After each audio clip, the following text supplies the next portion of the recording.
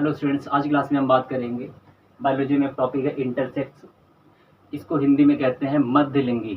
मध्यलिंगी मतलब बीच का, ठीक है, बीच के सेक्स का। भाई एक सेक्स होता है मेल, एक होता है फीमेल, यानी एक मेल होता है एक फीमेल होता है, लेकिन इसमें क्या होगा कि ना मेल ना फीमेल। तो आगे जानते हैं क्या होता है कि जो एम्ब्रियो होता है, एम्ब्रियो हिंदी में इसको कहते हैं भ्रूण, ठीक है। तो उसमें जो गोनेट्स होते हैं, देखिए गोनेट्स जिसको कहते हैं, जैसे टेस्टिस है उसको हम कहेंगे गोनेट्स, टेस्टिस मिलता है मेल की बॉडी में। उसी तरह से जो ओवरी होती है उसको भी हम कहेंगे गोनेट, वो मिलता है फीमेल की बॉडी में।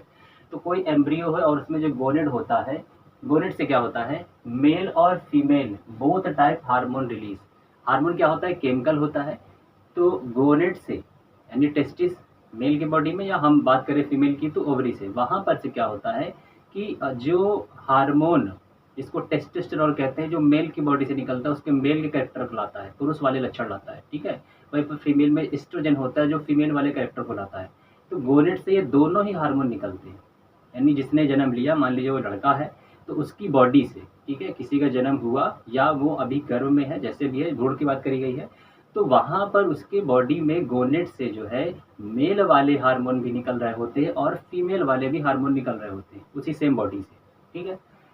फीमेल में क्या होता है, मेल हार्मोन, और जो मेल होगा उसमें फीमेल हार्मोन रिलीज होते हैं वेरी लो अमाउंट में। तो कह रहे हैं कि कोई फीमेल है, मान लीजिए कि जो बच्चा है, जो एम्ब्रियो है, वो लड़की का है, ठीक है। तो उसके गोनेट्स से जो है क्या होगा, अब वो फीमेल है तो उसमें मेल हार्मोन भी निकल रहा है उसकी बॉडी से, और वहीं पर कोई अगर एम्ब्रियो है, कोई बच्चा है, किसी ने जन्म लिया, कुछ भी हो सकता है, वो घर में भी हो सकता है, बाहर भी आ सकता है, सब सिचुएशन में हो सकता है। तो मेल है और उसकी बॉडी से फीमेल वाले हार्मोन निकल रहे हैं, लेकिन कितने निकल रहे हैं, बहुत ही कम मात्रा में निकलते हैं। मतलब कि टेस्टोस्टेरोन, जैसे लड़का है तो टेस्टोस्टेरोन ज़्यादा निकलेगा, जैसे हम कहते हैं कि टेस्टोस्टेरोन 4 ml निकल रहा है उसकी बॉडी से, तो वहीं पर 1 ml क्या निकल रहा होगा, एस्ट्रोजन निकल रहा होगा। तो ये रेशियो रहता है, कम निकल रहा है यहाँ पर। अगर इनका जो रेशियो है वो चेंज हो जाए, भाई बताया गया कि मेल की बॉडी में फीमेल के भी कैरेक्टर आ रहे हैं और फीमेल की बॉडी में मेल के भी कैरेक्टर आ रहे हैं, लेकिन अगर ये जो इनका हार्मोन का जो केमिकल का रेशियो है, जो अनुपात है, वो अगर जो कम और ज़्यादा वाला था, ठीक है, भाई मेल की बॉडी में फीमेल वाले हार्मोन कम निकल रहे हैं, वहीं पर फीमेल की बॉडी में मेल वाले हार्मोन कम निकल रहे हैं, लेकिन ये अगर गड़बड़ हो जाए कि मेल की बॉडी है, पुरुष है वो, और उसके बॉडी में 4 ml टेस्टोस्टेरोन जैसे निकल रहा था, तो यहाँ पर क्या हो जाए, यहाँ पर 2 या 3 ml एस्ट्रोजन निकलने लगे, तो इसका अनुपात क्या हो गया, गड़बड़ हो गया। मतलब ज़्यादा स्त्री वाले भी, फीमेल वाले भी हार्मोन रिलीज हो रहे हैं और मेल वाले तो रिलीज हो ही रहते हैं। तो ये हार्मोन का जो क्या हो जाएगा, इम्बैलेंस हो जाएगा। तो उसी से क्या होगा कि मेल में फीमेल के कैरेक्टर आ जाएंगे, फिर उस समय वो हावी हो जाएंगे कैरेक्टर ज़्यादातर, कि वो लड़का है तो उसमें फीमेल वाले लक्षण जो है ज़्यादा उभर करके सामने आ जाएंगे। आपने देखा होगा कि किसी किसी लड़के की चाल जो है लड़की जैसी होती है, या कोई लड़की है उसकी आवाज़ लड़के जैसी भारी होती है, तो कहीं ना कहीं ये ओवर डोमिनेंट रहते हैं ये हार्मोन की वजह से।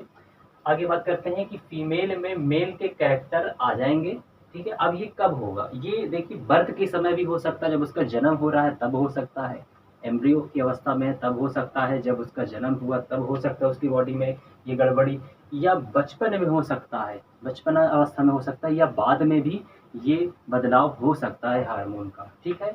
और ऐसा जो भी बेबी होगा, लड़का या लड़की होगा, वो ना ही तो कम्प्लीटली लड़का होगा, ना ही तो कम्प्लीटली लड़की होगी, जिसको हम कह सकते हैं यूनक होगा, वो किन्नर होगा, ठीक है, हिजड़ा बोल सकते हैं इसको।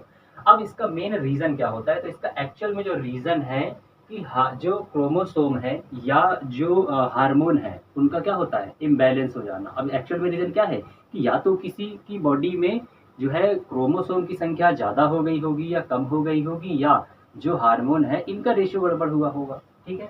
अब इसमें भी अगर हम वास्तव में जाने एक्चुअल में क्या होता है, तो देखिए जो किडनी है, किडनी के ऊपर एक ग्लैंड मिलती है जिसका नाम है एड्रिनल ग्लैंड।